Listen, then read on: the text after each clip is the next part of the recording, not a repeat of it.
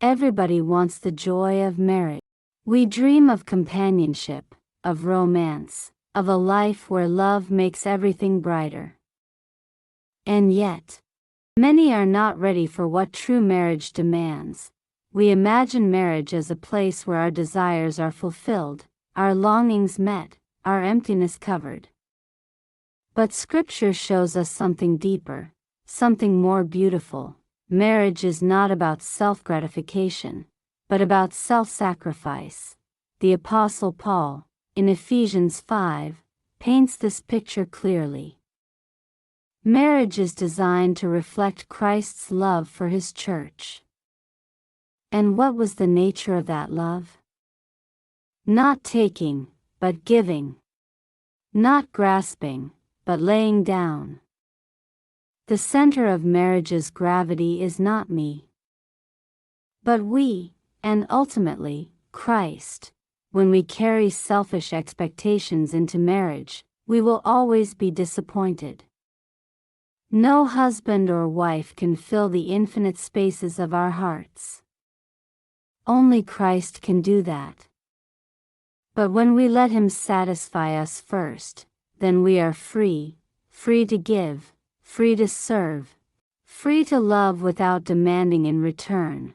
This is why Paul exhorts us in Philippians 2, "Do nothing from selfish ambition or conceit, but in humility count others more significant than yourselves."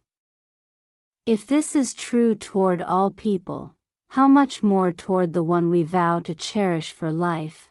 Marriage calls us to die to ourselves daily, sometimes in the small things, like adjusting the thermostat, folding the clothes, or running errands when we're tired. And sometimes in the greater things, practicing patience, extending forgiveness, choosing to love when it feels difficult.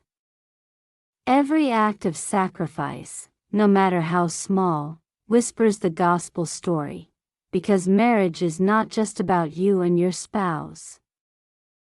It is a mirror of something far greater, the love of Christ for His bride, the church. Every time you lay down your rights, every time you choose your spouse's good over your own, you reflect that divine love to a watching world. Jesus said in Mark 10 verse 45, "The Son of Man came not to be served but to serve, and to give His life as a ransom for many." If this is His way, then it must also be ours in marriage. The door of true marital joy swings on the hinge of Christ-like sacrifice. Beloved, constant self-gratification will never bring lasting happiness in marriage. But when you pour yourself out in love, when you mirror Christ's sacrifice, your marriage becomes a living testimony of the gospel.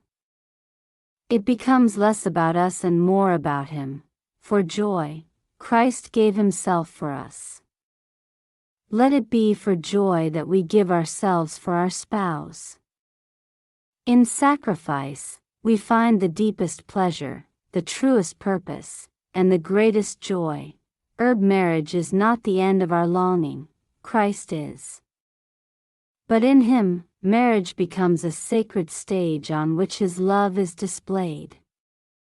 May we be ready, not just to enter marriage, but to embrace it biblically, with hearts ready to serve, to sacrifice, and to glorify Christ in all things.